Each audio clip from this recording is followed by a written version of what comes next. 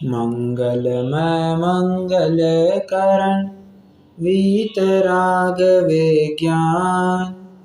नमो ताहि जाते भय अरहंतादि महान। करि मंगल करि हो महा ग्रंथ करण को काज। जात मिले समाज सब पावे निज पद राज। इस भव के सब दुख निके कारण मिथ्या भाव। तिनकी सत्ता नाश करी प्रगट मोक्ष उपाय।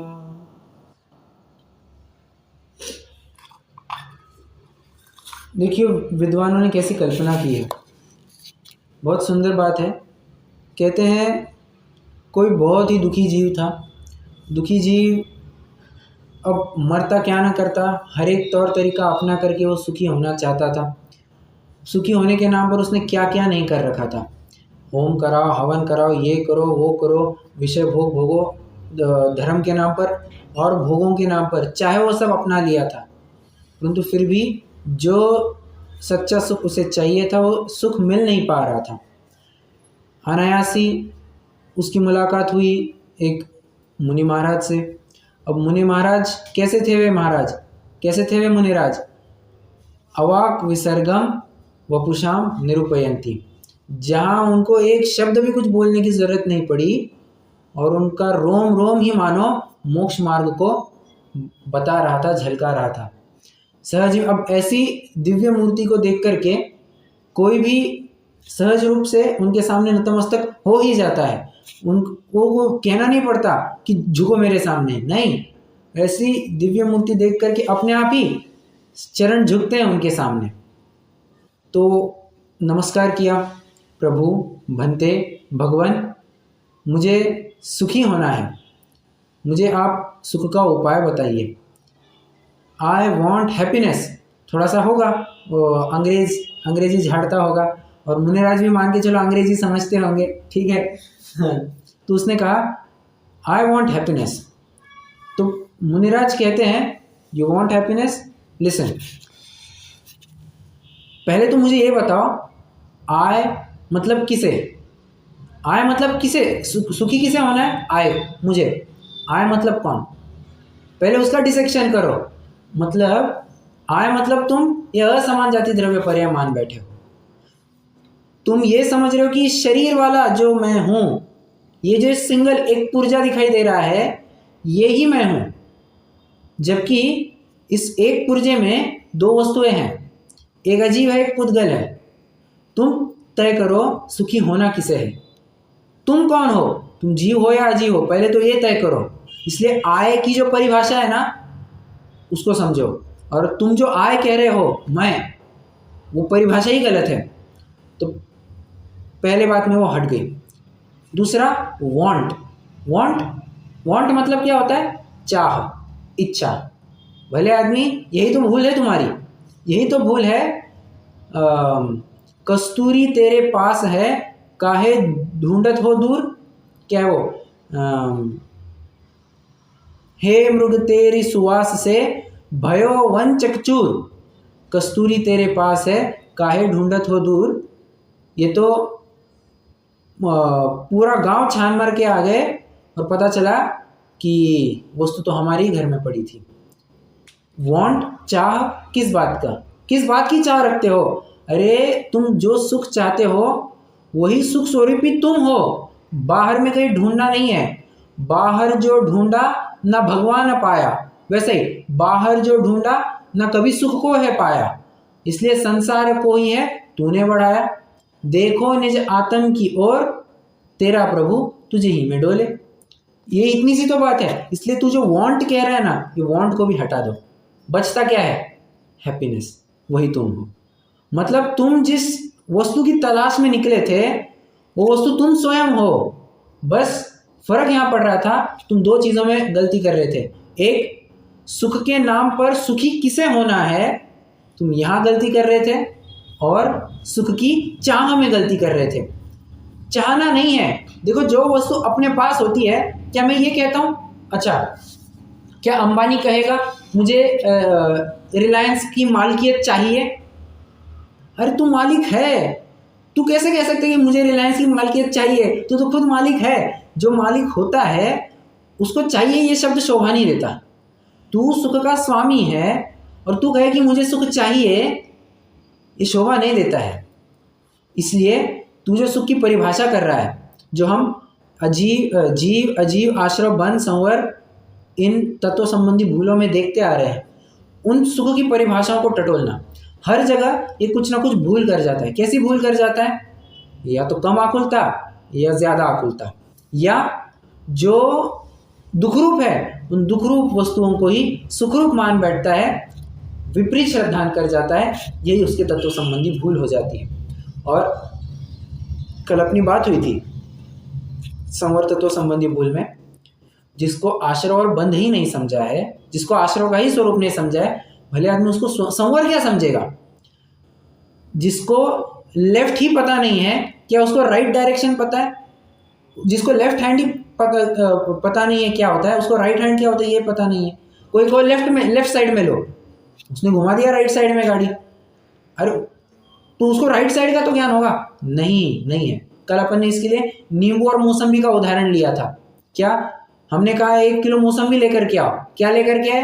1 किलो नींबू लेकर के आए। उसको नींबू का तो ज्ञान होगा? नहीं, नींबू का ज्ञान होता तो नींबू तो कम से कम नहीं उठा के लाता, बराबर है। तो ये संवर तत्व संबंधी भूल हुई। आज निर्जरा तत्व संबंधी भूल और मोक्ष तत्व संबंधी भूल, अगर संभव हुआ तो मोक्ष तत्व संबंधी भूल भी ले लेंगे। पहले तो अपन ये विचार करते हैं कि निर्जरा कहते किसे हैं।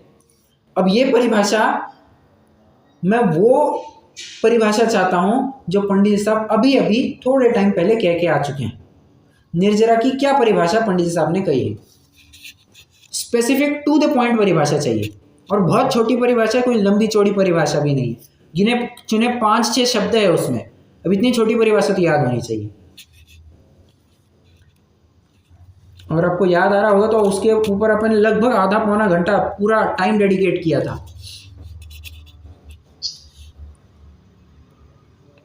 बंध का अभाव निर्जरा। मैं फिर से कह रहा हूं, आप अधूरी परिभाषा कह रहे हैं। आपकी परिभाषा सही है परंतु अधूरी है। पंडित जी साहब ने एक विशिष्ट परिभाषा कही थी, वो परिभाषा मुझे चाहिए।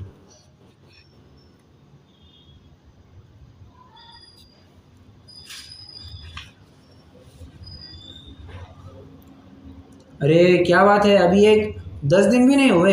चलो पेज नंबर 78 पर आइए, फटाफट पेज नंबर 78 पर आइए। अब जो भी उस कक्षा में नहीं होंगे या जिन्होंने वो लेक्चर नहीं सुना होगा, फिर शायद वे मिस कर जाएंगे। हाँ बस वही तो चाहता हूं मैं। तथा कथनचित किंचित कर्म बंध का अभाव सो निर्जरा। अब ये 5 शब्द तो याद कर ही सकते हैं, 5 शब्द कुल याद करने को कह रहा हूं मैं, ज्यादा कह भी नहीं रहा हूं। ये निर्जरा की परिभाषा ये याद होनी ही चाहिए। कथनचित किंचित कर्म बंध का अभाव सो निर्जरा, 6 शब्द है कुल। कथनचित किंचित कर्म बंध का अभाव सो निर्जरा, 6 शब्द बताए सिर्फ। अब ये 6 शब्द तो आपको याद होने ही चाहिए। और मैं आपको बताऊं, पेपर में अगर आपको निर्जरा की परिभाषा पूछे, आंख मीच करके आपको यही परिभाषा लिखनी है। हाँ, अन्य स्थानों पर आपको अलग अलग परिभाषाएं मिलेगी, नो डाउट, परंतु ये परिभाषा एकदम हॉलिस्टिक है। हॉलिस्टिक मतलब सब कुछ कवर करती है, सारी बातें इसमें कवर हो जाती है। इसलिए कथनचित किंचित कर्मबंध का अभाव, उसका नाम निर्जरा, सो निर्जरा। ठीक है, शब्द क्या आ रहा था? कर्मबंध का अभाव। अब कथनचित का जो पेटा है वो मैं उसमें ज़्यादा खोलूंगा नहीं, वो अपन ने पुण्य प्रकृति पाप प्रकृति सब देखा था। किंचित मतलब क्या? एक देश। सो ये बात यहाँ पर पंडित जी साहब कह रहे हैं कि बंध का एक देश अभाव सो निर्जरा। फिर से वही बात, संवर तत्व में क्या कहा था कि आश्रव निरोध संवर, आश्रव का निरोध सो संवर है। अब जिसको आश्रव ही पता नहीं उसको संवर क्या पता होगा? सेम बात यहाँ पर भी लगाना। जिसको बंध पता नहीं है उसको निर्जरा क्या पता होगी? बिल्कुल भी पता नहीं। और जिसको बंध ही पता नहीं है उसको निर्जरा और साथ साथ मोक्ष क्या चीज़ होती है ये भी नहीं पता। इसलिए जिसका जीवन ही, जिसका जो अनादि से ही बंध में है, बंध संतति में ही चल रहा है, उसको निर्जरा क्या चीज़ वो पता ही नहीं है। और अगर निर्जरा हो भी रही होगी तो कौन सी निर्जरा होगी?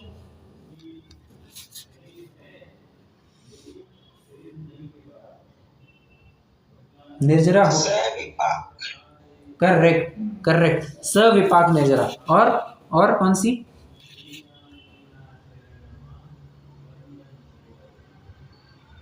अकाम निर्जरा। करेक्ट, बहुत बढ़िया। सविपाक और अकाम निर्जरा, जो कुछ भी चल रही होगी सविपाक और अकाम निर्जरा ही चल रही है। स्वयं के पुरुषार्थ से कुछ कर ही नहीं रहा है ये, तो इसको निर्जरा का भी स्वरूप पता नहीं है। ये बात कह रहे हैं। अगर मैं पंडित दौलत राम जी को याद करना चाहूँ, दौलत राम जी क्या कहते हैं? रोकी न चाह निज शक्ति खोए। अब देखो यहाँ पर दो बातें आ रही है। अपनी चाह को रोकना, जो इच्छा है इच्छाओं का दमन करना, उसे निर्जरा कहते हैं। और तू वो नहीं कर पा रहा है, क्यों? निज शक्ति खोए। क्या कह करके? साहब हमारी इतनी शक्ति कहाँ है, हमारा इतना पुरुषार्थ कहाँ है, हम कहाँ कर सकते हैं ये सब बातें। बस वही भूल आ जाती है, भूल वहीं पर आके अटक जाती है। मैं आपको एक सुंदर बात कह करके एक सुंदर सिद्धांत बताऊंगा, आप झूम जाएंगे, आपको बहुत मजा आएगा। देखो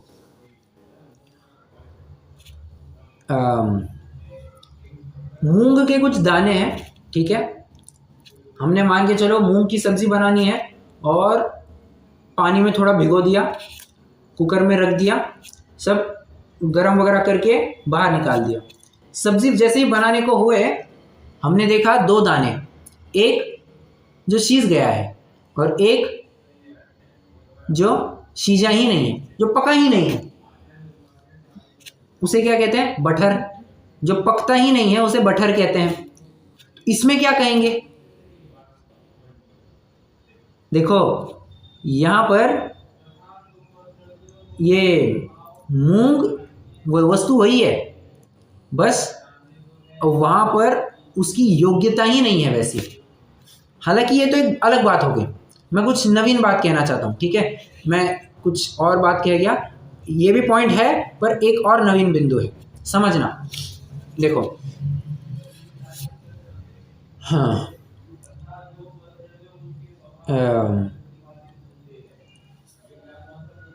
हर एक व्यक्ति के लिए उपादान वही हुआ करता है, हर एक व्यक्ति के लिए निमित्त भी वही हुआ करता है। नतीजा अलग क्यों निकलता है? नतीजा अलग क्यों निकलता? चलो मैं एक उदाहरण देता हूँ, बहुत सारे उदाहरण है जो प्राय चर्चाओं में आते ही रहता है। वही गरीब बच्चे का लड़का है और वही अमीर बाप का लड़का है, दोनों सेम स्कूल में जाते हैं, सेम टीचर से पढ़ते हैं। गरीब बच्चे का लड़का टॉप कर जाता है, अमीर का लड़का मुश्किल ही से पास हो पाता है, मुश्किल ही से, फेल भी हो गया तो भी वो कुछ अतिशयोक्ति नहीं। ऐसा क्यों? टीचर भी सेम है, टीचर भी सेम है दोनों के लिए। और ऐसा नहीं है कि किसी की बुद्धि ज़्यादा शार्प है, नहीं, बुद्धि सबके पास, उपादान ज्ञान तो सबके पास समान है, किसी के पास कोई अलग थोड़ी ना है, सबका उपादान सेम ही है। फर्क कहाँ पड़ रहा है? त्रिकाल उपादान समान होने पर भी, निमित्त समान होने पर भी फर्क पड़ रहा है। बहुत बढ़िया। पुरुषार्थ में, जिसे हम क्षणिक उपादान नाम से जानते हैं, थोड़े से मैं टेक्निकल टर्म्स में बात कर रहा हूँ तो समझना, उपादान सबके लिए समान है, निमित्त भी सबके लिए समान है। फर्क कहाँ पड़ रहा है? वो क्षणिक उपादान में फर्क पड़ रहा है, मतलब पुरुषार्थ की कमी है। बस ये निर्जरा तत्व संबंधी भूल भी यही कहती है कि देखो आत्मा तुम्हारे पास भी वही है, उन्हीं अनंत गुण वाला है। हाँ, भगवान कहते हैं हाँ हमारे पास भी वही अनंत गुण वाला है। देखो उसी निज स्वभाव का अवलंबन हमने लिया और तुम नहीं ले पा रहे हो। त्रिकाल उपादान भी वही है, निमित्त भी सब वही है, और फिर भी तुम अपना काम नहीं कर पा रहे हो। इसका मतलब तुम्हारे ही पुरुषार्थ की कमी है। यही निर्जरा तत्व संबंधी भूल है। क्यों ये निर्जरा तत्व संबंधी भूल? कैसे समझना? पुरुषार्थ क्यों नहीं कर रहा है? वो समझता है कि पुरुषार्थ करना पड़ेगा, परंतु पुरुषार्थ नहीं बन रहा है। एक प्रकार से वो समझता है कि पुरुषार्थ करना बड़ा ही कष्टदायक लग रहा है उसे। जो अपने संवर तत्व संबंधी भूल में देखा था ना, आत्म हित हेतु विराग ज्ञान ते लखे आपको कष्ट दान, थोड़ी बहुत बात निर्जरा तत्व संबंधी भूल में भी लगा लेना, क्योंकि इंटरकनेक्टेड है। अब ज़्यादा डिफरेंस, वैसे डिफरेंस तो अवश्य ही बनेगा, परंतु कनेक्टेड पॉइंट्स तो आपको मिलेंगे ही मिलेंगे। क्या कह रहे हैं निर्जरा तत्व संबंधी भूल में, रोकी न चाह निज शक्ति। गोवा क्या कहता है, हमारे पास इतनी ताकत कहाँ, हम कहाँ कर सकते हैं। नहीं, तुम्हारे पास ताकत है, तुम उस ताकत को एक्सप्लोर नहीं कर रहे हो। तुम्हारे पास ताकत है, तुम उस ताकत को एक्सप्लोर नहीं कर रहे हो, यही तुम्हारी दिक्कत हो रही है। कैसे? क्योंकि तुम किन्हीं इंद्रियों के अधीन पड़े हो। जो तुम्हें अधीन बना रहे हैं ऐसी वस्तुओं का आश्रय लेकर के तुम सोचते हो कि मुझे सुख होगा, तो ऐसी बात नहीं है। तुम विचार करते हो मैं इच्छाओं को पूर्ण करूंगा तो सुखी होऊंगा, परंतु कंसेप्ट ही गलत है। तुम्हें इच्छाओं को पूर्ण नहीं करना है, बोलो तुम्हें इच्छाओं का अभाव करना है। देखो निर्जर तत्व संबंधी भूल एक और बात से, जीव विचार करता है मुझे मेरी इच्छाएं पूर्ण करनी है, यहाँ घूमना वहाँ घूमना, ये सब करना, खान पान, खाओ पियो मौज करो, ये मुझे इच्छाएं पूरी करनी है। निर्जर तत्व संबंधी भूल, मुझे इच्छाएं पूरी नहीं करनी, मुझे इच्छाओं का अभाव करना है, ये निर्जरा है, ये वास्तविक निर्जरा है। समझना बहुत बारीक अंतर है इच्छाओं का अभाव करना और इच्छाओं को पूर्ण करने में। आइए बेसिक कंसेप्ट मैंने आपको बता दिया है। अब निर्जर तत्व संबंधी भूल में पंडित जी साहब क्या लिखते हैं तो हम पढ़ते हैं, पृष्ठ क्रमांक 83। तथा बंध का एक देश अभाव होना सो निर्जरा है। जो बंध को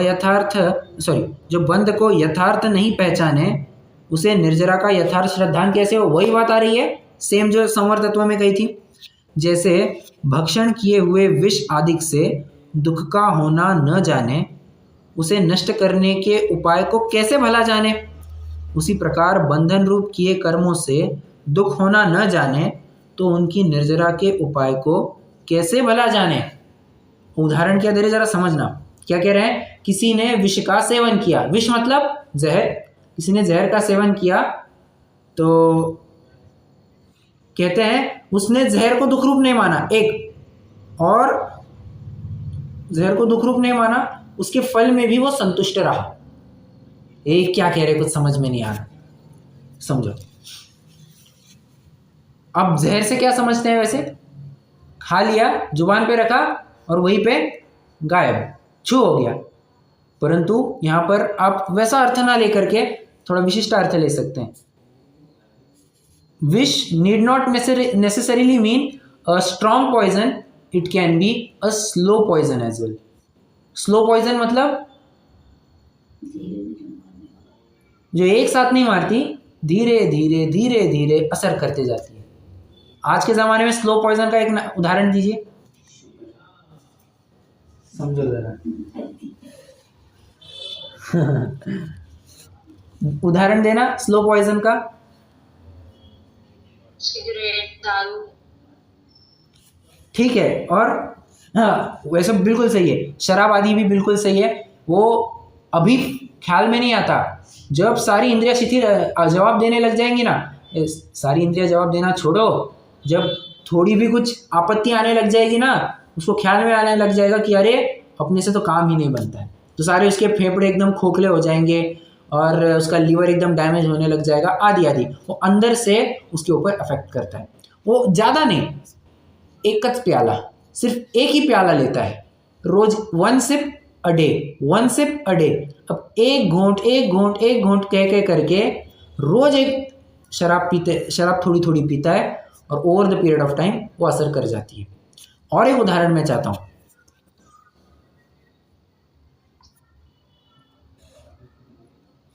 कोल्ड ड्रिंक वगैरह को कोक को भी कहते हैं ना, कोक कोला वगैरह को भी, वो तो है। सारी देखिए शराब वगैरह क्या है तो वो सब आ गया उसमें, शराब का वो कोल्ड ड्रिंक वगैरह सब आ जाते हैं। अरे यहाँ पर डॉक्टर भी क्या क्या आप कोई विशिष्ट अपेक्षा से पूछ रहे हैं क्या? नहीं एकदम जनरल। आप उदाहरण दे रहे बिल्कुल सही दे रहे, परंतु मैं एक विशिष्ट उत्तर की अपेक्षा रख रहा हूँ। एक पर्टिकुलर वस्तु का नाम मैं चाहता हूँ। और आपसे सुनना चाहता हूँ, मतलब आप में से किसी से भी सुनना चाहता हूँ। डॉक्टर साहब, हैं, अपने मुखारबिंद से कुछ शब्दों को प्रस्फुटित कीजिए।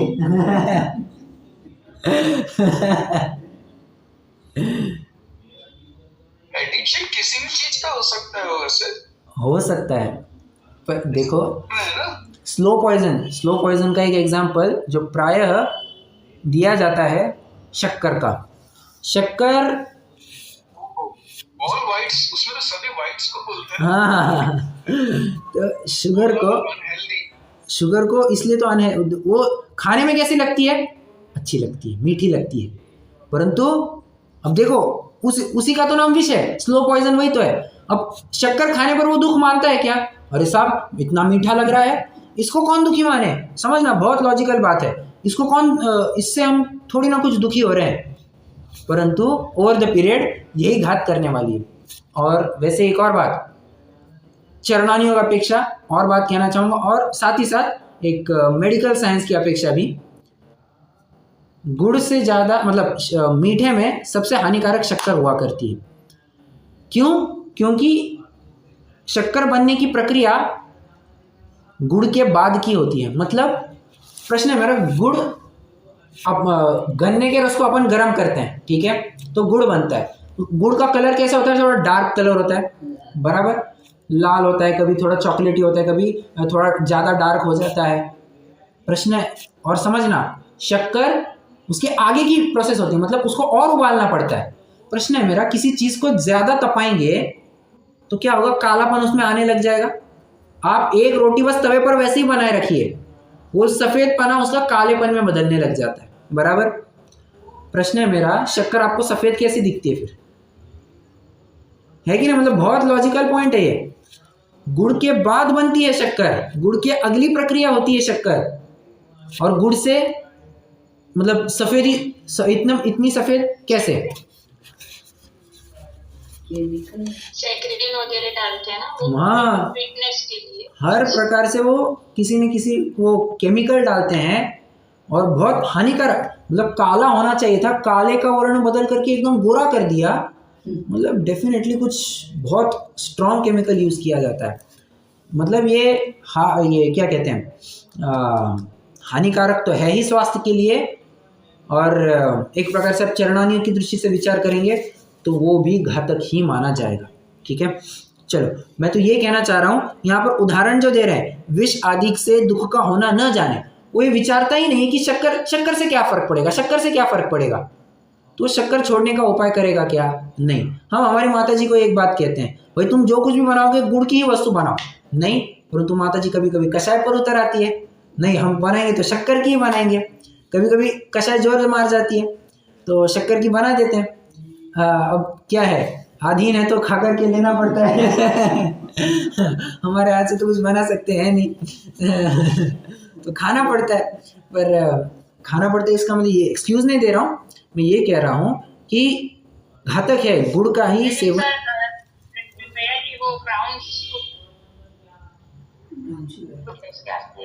अरे ब्राउन शुगर वो तो ड्रग्स हैं, ब्राउन शुगर तो ड्रग्स होते हैं बाबा।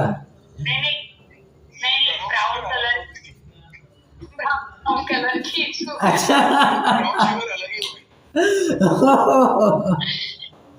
वो ब्राउन केमिकल फ्री शुगर बोलते हैं उसे। अच्छा, वो मैं जानता नहीं। ये जो आप वाइट बोल रहे थे ना शुगर, इसमें तो एसिड वगैरह मतलब सल्फर बहुत सारी एक्टिविटी होती है। हाँ, बहुत ज़्यादा डालते हैं, हार्मफुल होती है। राइट। वो मैं पहले कहूँ, इवन ये भी सुनने में आता है कि दे आर यूजिंग, जो एनिमल्स होते हैं कि बोन्स भी यूज करते हैं, होता है, कहते हैं, आई डोंट नो, होता है, मतलब कहीं होता है वो। हाँ, मैं वो चाहूँ गया थोड़ी देर के लिए यार, ब्राउन शुगर कह दिया, अरे क्या हो गया ब्राउन शुगर, ब्राउन कलर की शुगर, ठीक है। तो बात क्या चल रही है अपनी, जिसने उस शक्कर को दुखरूप जाना ही नहीं, वो शक्कर को त्यागने का उपाय भी क्यों करेगा? नहीं करेगा। अब मैं तो ये उदाहरण देना चाह रहा था, ठीक है, बस यही बात है। जिसने बंध को दुखरूप जाना ही नहीं, वो निर्जरा कैसे करेगा? नहीं करेगा। आगे, तथा इस जीव को इंद्रियों द्वारा सूक्ष्म रूप जो कर्म उनका तो ज्ञान होता नहीं है, और उनमें दुखों के कारणभूत शक्ति है उसका भी ज्ञान नहीं है। इसलिए अन्य पदार्थों के ही निमित्त को दुखदायक जानकर उनका ही अभाव करने का उपाय करता है, परंतु वे अपने अधीन नहीं है। तथा कदाचित दुख दूर करने के निमित्त कोई इष्ट संयोग आदि कार्य बनता है तो वह भी कर्म के अनुसार बनता है, इसलिए उनका कार्य करके वृथा ही खेद करता है। इस प्रकार नजरा तत्व का अयथार्थ ज्ञान होने पर अयथार्थ श्रद्धा होता है। इसमें एक प्रकार से फिर से वही बात कह रहे हैं, क्या निमित्त प्रधान ये दृष्टि रखता है, निमित्त की, ये निमित्त के ऊपर दोषारोपण करता है। इसकी वजह से हुआ, उसकी वजह से हुआ, तुम ये करते हो, तुम ये काम करते हो, उसकी वजह से हुआ। हर जगह सामने वाले को दोषी ठहराते हैं और यही इसकी भूल हो रही है।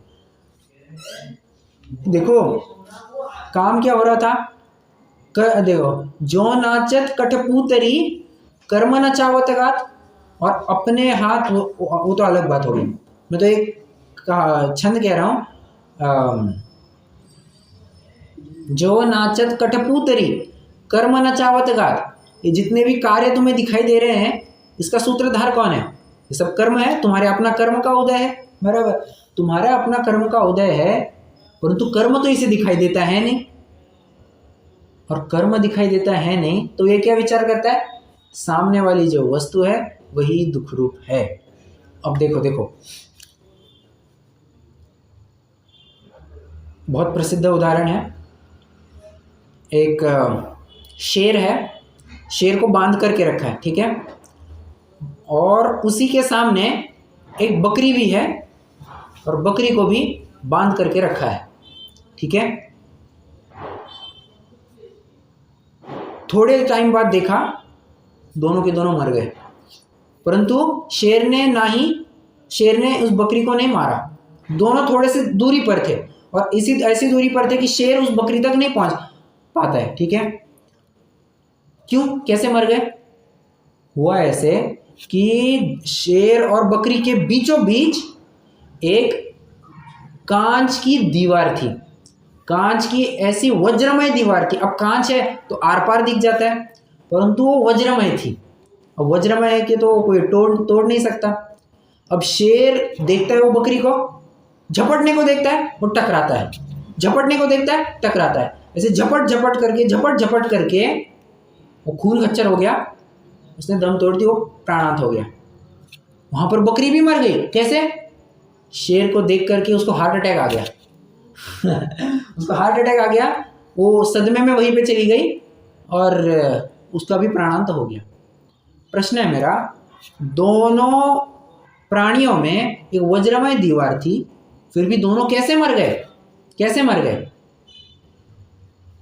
बात इतनी है कि दोनों ने वो बीच की जो अदृश्य क्या कहते हैं, कांच को नहीं देखा। कांच का जो वज्रमय दीवार है उसको देखा नहीं, उन्होंने समझा नहीं, और दोनों भी उसको लेकर के मरण को प्राप्त हुए। कांच की दीवार एक प्रकार से दिखती थोड़ी ना है, उसमें से आर पार दिख जाता है। अब कांच की दीवार थोड़ी नहीं दिखेगी उसमें।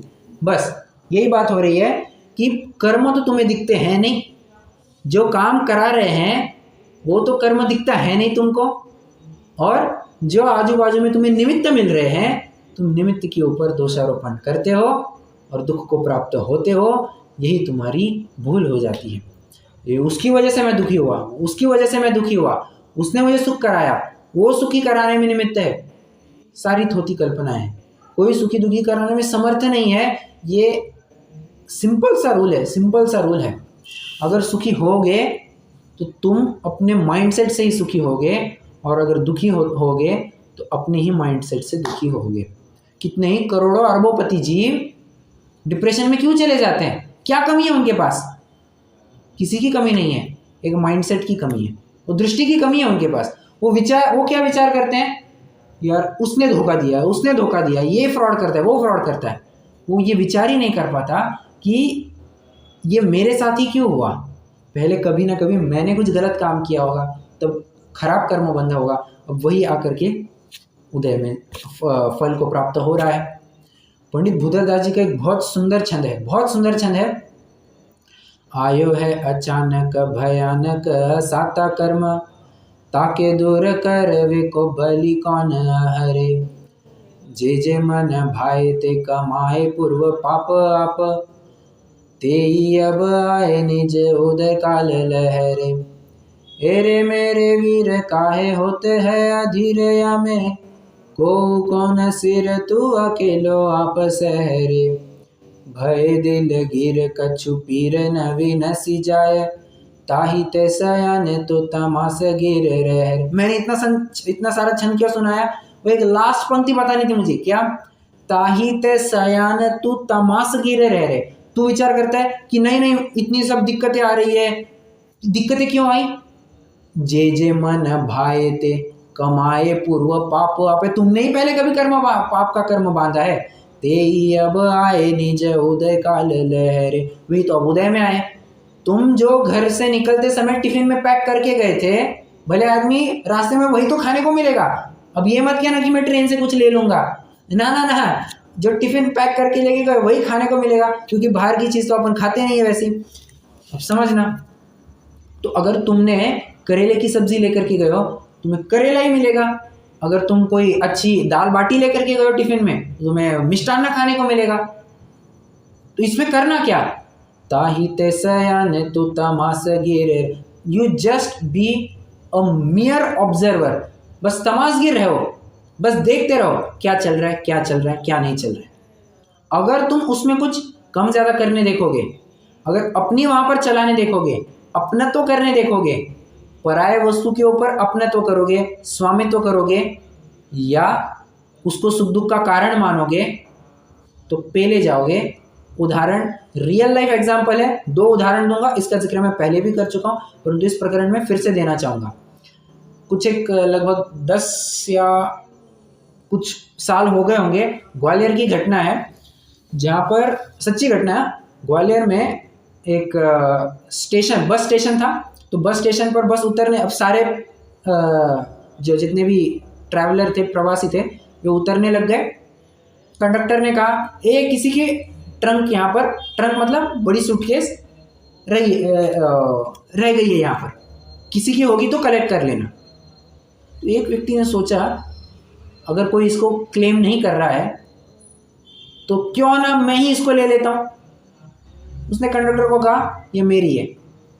और जैसे ही वो ट्रंक या वो सूटकेस को लेकर के बाहर हुआ, अगले ही मिनट में पुलिस वहां पर आकर के धमक गई उसके सामने। सबकी चेकिंग चालू की, और जब वो ट्रंक खोली गई, उसमें लाश पाई गई। प्रश्न है मेरा, क्या वो आदमी कह सकता है ये मेरी बैग नहीं है?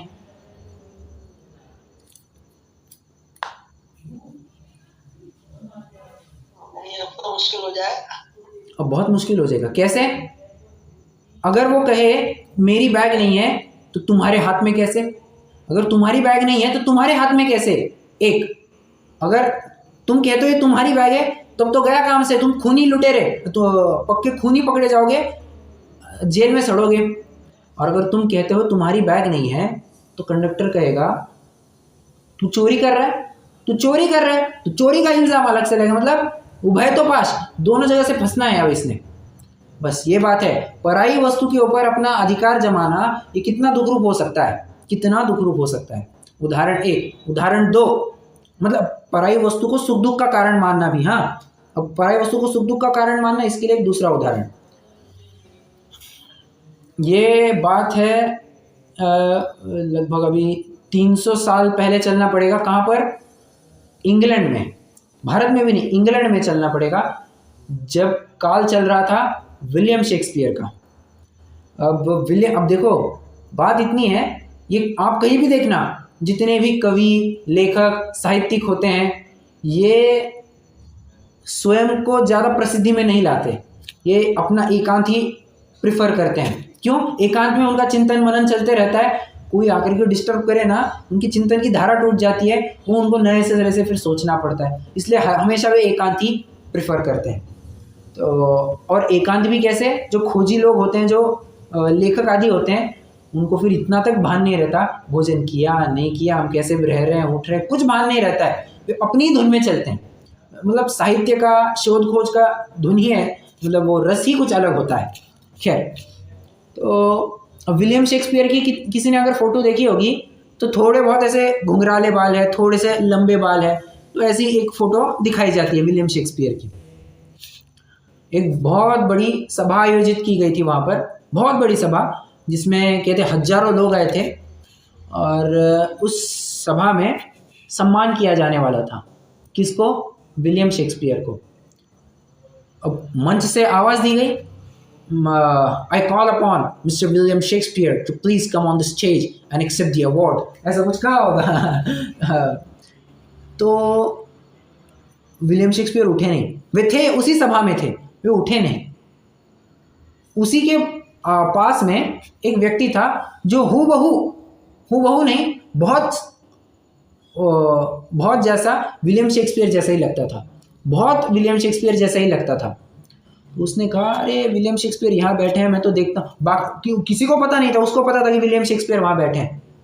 उसने कहा वो नहीं उठ रहे हैं, मैं एक काम करता हूँ, मैं जा करके अवार्ड ले लेता हूँ, अपने भी मज़े हो जाएंगे, पैसे इतना सारा मिल रहा है, वैसे ही बेरोजगार चल रहे हैं, थोड़ा सा माल मसाला मैं अपना लगा रहा हूँ, तो चलो स्टेज पर जाते हैं। स्टेज पर जैसे ही गया, वो गिफ्ट लेने को हुआ, वहाँ पर एक जन विलियम शेक्सपियर को मारने आया था। उसने समझा कि विलियम शेक्सपियर सामने है, उड़ा दिया। असली विलियम शेक्सपियर तो नीचे ही बैठा रहा, वो बच गया। जो स्वयं को विलियम शेक्सपियर कह करके स्टेज पर चला गया, वो तो बेमौत मारा गया, बिना कारण ही मारा गया। वैसे बिना कारण ही कारण था, क्यों? पर वस्तु से उसने सुख दुख मान लिया, मतलब पराई वस्तु के ऊपर अधिकार जमाने की कोशिश की, उसमें से सुख दुख लेने की कोशिश की, बस फंसे जाओगे, रुलोगे।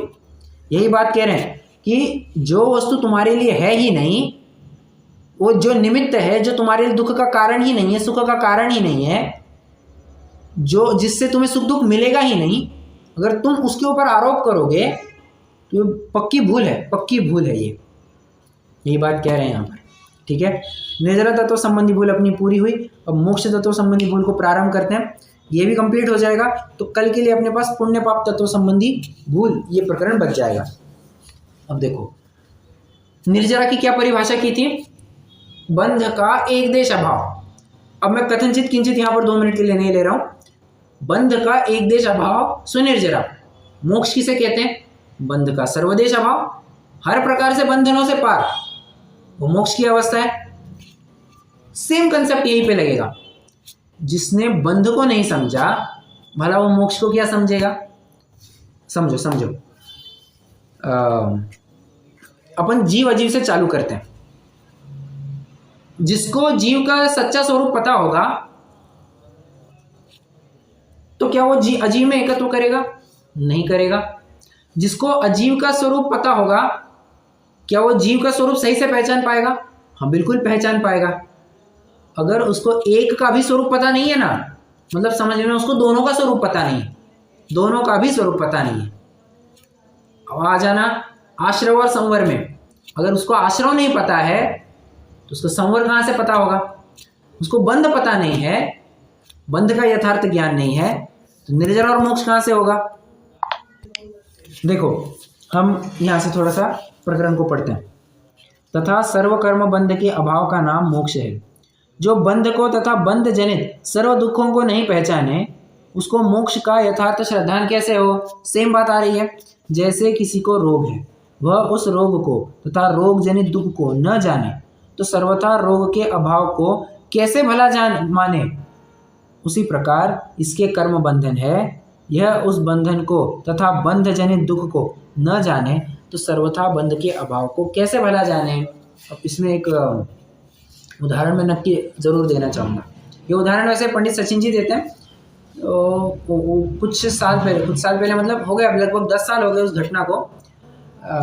उनको अपने एक शोल्डर को लेकर के बहुत पेन हो रहा था, मतलब उनको मूवमेंट ही नहीं करते आ रही थी, कुर्ता उतारना पहनना बन ही नहीं रहा था उनसे, वो नॉर्मल एक्टिविटी हो ही नहीं रही थी, इतनी दिक्कत हो रही थी। तो एक बार किसी विद्वान का वहाँ पर जाना बना, तो उन्होंने कहा कि अच्छा आपको ये दिक्कत है, इसे फ्रोजन शोल्डर कहते हैं। अच्छा आप एक काम किया करो, मैंने एक बार डॉक्टर से सलाह ली थी, उन्होंने कहा आप व्यायाम किया करो, ज़ोर ज़ोर से हाथ आदि घुमाया करो तो आपका एकदम ठीक हो जाएगा। तो सचिन जी ने कहा ठीक है साहब अब करते हैं। पेन ट्रबल टेरिफिक पेन हो रहा था, हाथ ही हिलाते नहीं बन रहा है। तो जैसे तैसे फिर उन्होंने शक्ति जुटा, भले ही दिक्कत तो पेन हो रहा था, फिर उन्होंने हाथ की मूवमेंट आदि कुछ चालू किया, व्यायाम आदि करना चालू किया और ऐसे लगातार 1 महीना 2 महीने तक चलता रहा। समस्या जहाँ की था और समस्या होने लग गई, दिक्कत और होने लग गई। डॉक्टर को फिर दिखाया कि क्या दिक्कत है।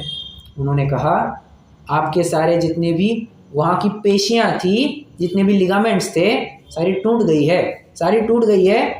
अब आपको मूवमेंट करने से ये ठीक नहीं होगा, मूवमेंट ना करने से, मतलब हाथ को जैसा है स्टेबल बनाए रखो, ना करोगे तो बेहतर रहेगा। मतलब बाहर से दिखते 2 रोग एक ही है, 2 अलग अलग रोग है, परंतु बाहर से एक ही दिखते हैं, परंतु जाति अलग होने से उनका उपाय भी अलग हुआ करता है।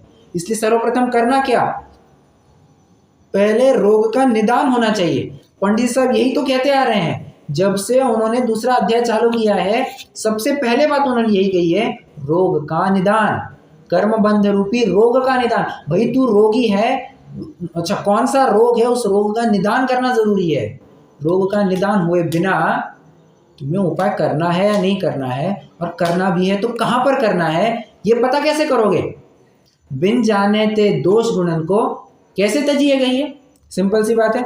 बस यही बात है, जिसको रोग है यही पता नहीं है, भले आदमी रोग के लिए उपाय क्या करेगा, कुछ भी नहीं करेगा। ठीक है, जिसको लगता ही नहीं कि मुझे खांसी बुखार जुकाम कुछ हुआ है, मैं बहुत अशक्त हूँ, मैं दुबला हूँ, वो तदनुरूप फिर उपाय भी नहीं करता है। तथा इस जीव को कर्मों का और उनकी शक्ति का तो ज्ञान है नहीं, इसलिए बाह्य पदार्थों को दुख का कारण जानकर उनका सर्वथा अभाव करने का उपाय करता है, तथा यह तो जानता है कि सर्वथा दुख दूर होने का कारण इष्ट सामग्रियों को जुटाकर सर्वथा सुखी होना है, परंतु ऐसा कदापि नहीं हो सकता, यह वृथा ही खेद करता है। प्रश्न है मेरा, ऐसा कदापि क्यों नहीं हो सकता, क्या क्यों नहीं हो सकता। इष्ट सामग्रियों को जुटाकर सर्वथा सुखी होना है, परंतु ऐसा कदापि हो नहीं सकता, क्यों नहीं हो सकता।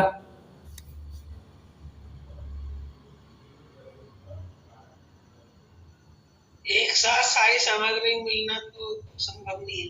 बहुत बढ़िया, एक उत्तर ये है, सारी इच्छाएं तो तुम्हारी एक साथ पूरी होंगी नहीं। 1 2 दूसरा कारण, और दूसरा इच्छा एक बार हो जाएंगे तो फिर दूसरी नई नई इच्छाएं आती रहती हैं। तो बहुत बढ़िया, दूसरा कारण। तीसरा कारण,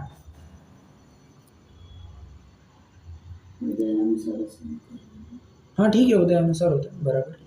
हमारी माता जी ने तीसरा पॉइंट ऐड कर दिया, सब उदयानुसार होता है। तो बढ़ता ही नहीं, क्या आशा का गड्ढा कभी बढ़ता ही नहीं है ना। वो हो गया पहले पॉइंट में, पहले दूसरे पॉइंट में कवर हो गया वो। तीसरा पॉइंट यह कि कर्मों के उदयानुसार होता है। एक पॉइंट है जो आप तसल्ली से समझना, जो प्रायः अर्थशास्त्रों में दिया जाता है, इकोनॉमिक्स में दिया जाता है, अपन चर्चा कर भी चुके हैं उस बारे में।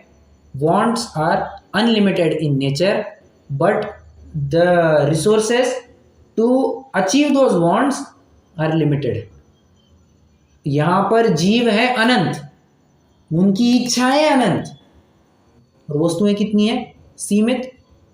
अब सीमित वस्तुओं में तुम इतने अनंत इच्छाएं कैसे पूरी करोगे, इसलिए किसी की इच्छा सर्वथा पूरी होना संभव ही नहीं।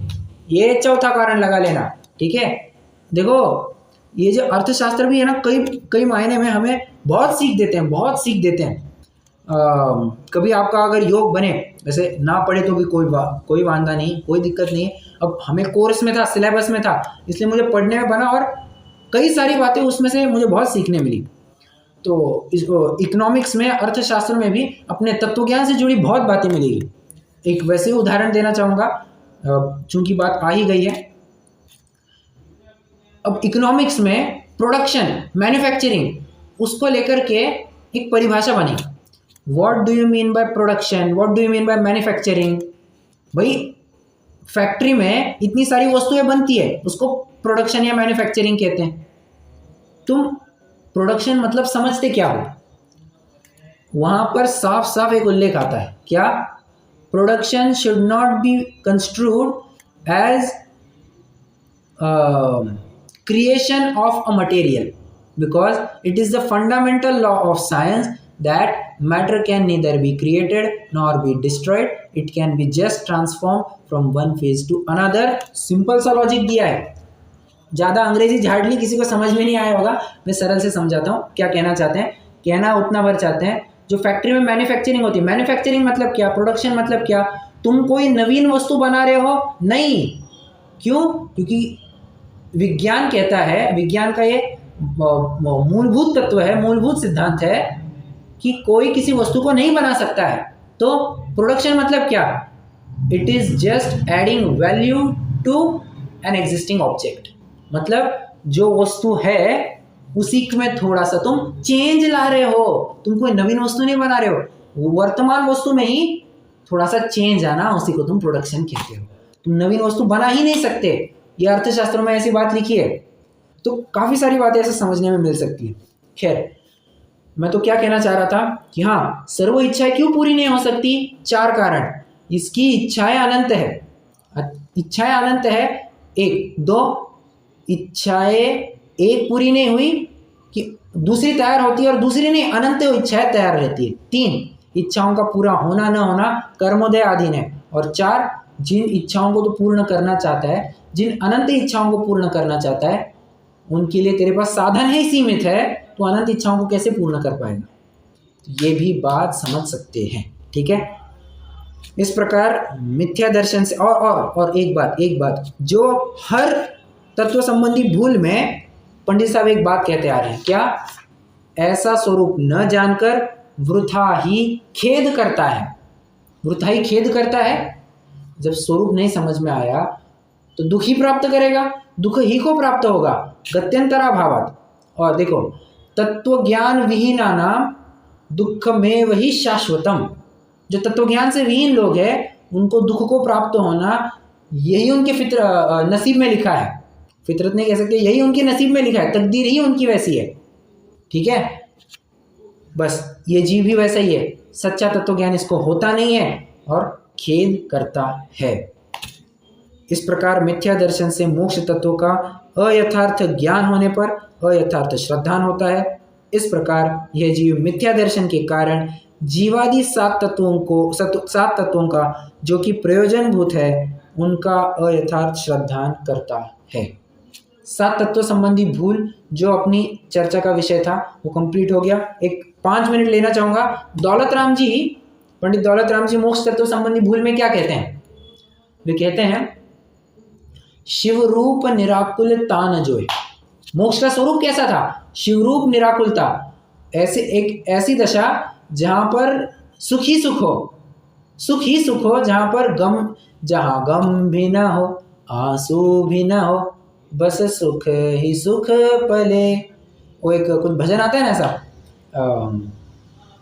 हालांकि है फिल्मी गाना, उसका भजन बनाया गया है, ठीक है। ये तो आप कहेंगे भजन कहाँ से आ गया तो क्या कह रहा था मैं? हाँ, जहाँ पर सुख ही सुख होता है परंतु न जोए, तू वैसा नहीं मानता, ये तेरे मोक्ष तत्व संबंधी भूल है। आगे चल करके पंडित जी साहब स्वयं 7वें अध्याय में मोक्ष तत्व संबंधी भूल एक बात कहेंगे, क्या? तू मोक्ष में क्यों जाना चाहता है? पंडित साहब प्रश्न कर रहे हैं, सामने वाले को प्रश्न कर रहे हैं, तू मोक्ष में क्यों जाना चाहता है, बताओ जरा।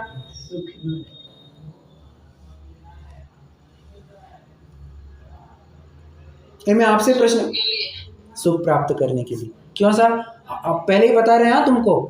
अच्छा, एक मिनट, सॉरी, सुखी क्यों होना है तुम्हें? ऐसा मोक्ष में जाने पर क्या होगा? मोक्ष में जाने पर ऐसा क्या होने वाला है? यहाँ पर भी तो सुखी हो। अब ज्यादा ही आध्यात्मिक मत बनना, मैं जो कह रहा हूँ वो मान्य करो। अभी यहाँ पर सुखी हो, ठीक है, खा पी करके आराम से बैठे हो। कहाँ तुम्हारे क्या कहते हैं वो, ललाट पर बिल्कुल भी दुख की रेखाएं दिखती नहीं है। काहे का तुमको दुख है? 2 मिनट के लिए मानो कि तुम सुखी हो अभी, ठीक है, इंद्रिय सुख में खा पी करके मजे कर रहे हो, ओके, 2 मिनट के लिए मानो, तो मोक्ष में ऐसा क्या नड़ा है? ये पंडित साहब ऐसे बात कर रहे हैं, पंडित साहब की भाषा है, थोड़ा अपने शब्दों में प्रस्तुत कर रहा हूँ। शंकाकार कहता है कि सामने वाला कहता है साहब वहाँ पर 3 लोक 3 काल को जानने मिलेगा। ओहो हो, क्या बात है मूर्ख, तू 3 लोक 3 काल को जानने के लिए मोक्ष में जाना चाहता है? मोक्ष तत्व संबंधी भूल है तेरी, है ये मोक्ष तत्व संबंधी भूल है। तेरे जो हमने स्वरूप बताया था, क्या तुमने उस अनुसार काम किया? नहीं किया। तो किसी ना किसी फल में मुग्ध होकर के मोक्ष में जाने पर मुझे सब जानने को मिलेगा, इससे तो ख्याल में आता है कि तेरी गेय लुब्धता पड़ी है, तेरी गेय लुब्ध, तू जानना चाहता है विषयों को, गेयों को जानना चाहता है। जबकि यहाँ हमारे यहाँ पर पहली शर्त है होकर निराश सब जग भर से निराश होकर के, सब गेयों से छोड़कर, गेयों को छोड़ करके एक अपने आत्मा को जानने के लिए आ जाओ, तब तुम्हें आत्मानुभव कहेंगे, मोक्ष को प्राप्त होना कहेंगे। तुम अगर बाहर के विषयों को जानने के लिए लालायित रहोगे, अपनी गेय लुब्धता दिखाओगे, ये जानना वो जानना, इसके बाद ये पढ़ना वो पढ़ना, ये तुम्हारी भूल है। आगे चल करके पंडित साहब ऐसे कहेंगे, ठीक है। और कैसे भूल हो सकती है? कोई जीव ये विचार करे साहब यहाँ पर तो बराबर 2 टाइम हमें भोजन मिल रहा है, भोजन में हलवा पूड़ी रबड़ी सब मिलता है, और अच्छा बढ़िया ऐसा भोजन उंगलियां चाटते रह जाते हैं, क्या वहाँ पर भोजन मिलेगा? यहाँ पर हम डल्लों के गद्दे पर सोते हैं, क्या वहाँ पर डल्लों के गद्दे पर सोने को मिलेगा? यहाँ पर हम एसी में सोते हैं, क्या वहाँ एसी में बैठने सोने को मिलेगा? यहाँ पर हम इतने विषय भोगते हैं, क्या वहाँ पर भोगने को मिलेंगे? भूल करता है ये। यहाँ जैसी अवस्था हो रही है ना, वो विचार कर रहे हैं मोक्ष में भी ऐसे ही कुछ होगा।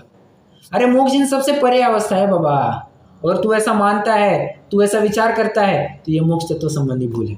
विषय चर्चा अपन 7वें अध्याय में करेंगे, अभी अपन यही रुक जाते हैं। कोई प्रश्न हो तो पूछ सकते हैं। भैया जी एक भक्ति है, वो मुझे मिल नहीं रही है, वो प्रवचन में सुनी थी। हाँ, तो आप बता सकते हैं अगर मालूम है तो? ये निसंग है जो वायु सम निर्लेप है आकाश से, जिनके निकट सिंह आदि पशु भी भूल जाए क्रूरता। उन दिव्य गुरुओं की हो कैसी अलौकिक शूरता। आपको यानी नहीं, आपको गूगल पे मिल जाएगा ना, 1 मिनट। हाँ नहीं मिल रहा है ना भैया? चलो मैं देख करके मैं डाल दूंगा ग्रुप पर। हाँ, वो कौन सी है, किसकी भक्ति है ये? क्या अब नाम तो रविंद्र जी की है कि किनकी है ये मुझे याद नहीं, परंतु जो टाइटल वगैरह याद नहीं, पर वो 2 पंक्तियां तो मुझे याद है, मैं इतना कह सकता हूँ। मैं देख करके आपको डाल दूंगा ग्रुप पे। हाँ ठीक है। ये शक्कर चीनी में, इसका मतलब चीनी श्रेष्ठ है क्या? एक ही तो है, शक्कर, और एक ही तो है। और हानिकारक है। नहीं, शक्कर तो जैसे गुड़ से बनी है और चीनी तो अलग हो जाती है। अरे गुड़ से नहीं बनी है, वो गुड़ की अगली प्रक्रिया होती है, गुड़ से नहीं बनती है वो शक्कर, गुड़ की अगली प्रक्रिया होती है वो। सही। हाँ, और चीनी तो अलग होती है ना, बिल्कुल दानेदार, और ये अलग होती है ना चीनी। अरे मैं यहाँ पर शक्कर और चीनी दोनों को एक ही समझ करके कह रहा हूँ। अगर आप अलग अलग समझ रहे तो फिर थोड़ा सा आपको अपनी अंडरस्टैंडिंग चेंज करनी होगी। मैं शक्कर और चीनी एक ही कह रहा हूँ, शक्कर हो चीनी हो दोनों घातक है। अच्छा, दोनों घातक तो है, कंपैरिजन कर नहीं सकते। अच्छा ओके। भैया जी अभी आपने ये बताया गेय लुब्धता में और पढ़ना चाहता है, ऐसे बोला, हाँ क्या मतलब हुआ? अच्छा देखो,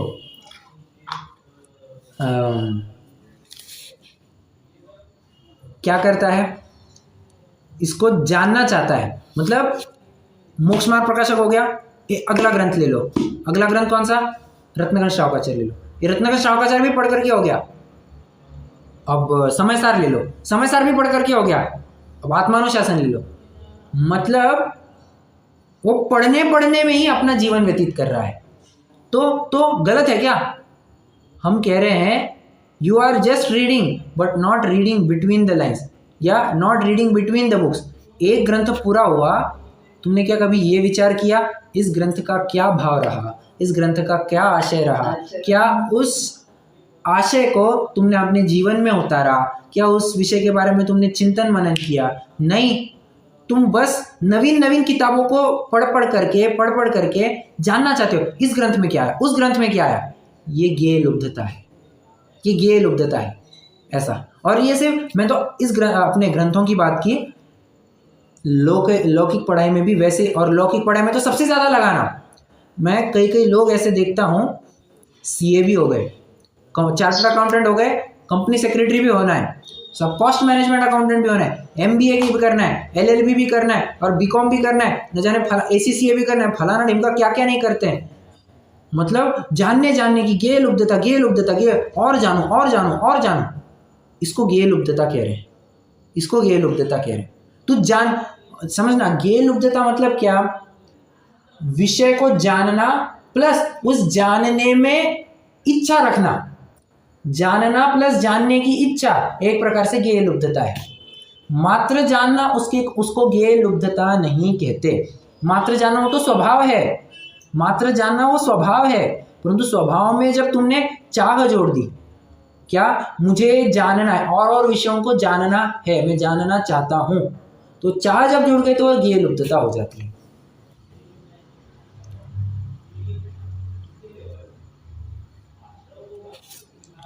समाधान हुआ या नहीं हुआ? हाँ जी, ठीक, चलो रुकते हैं।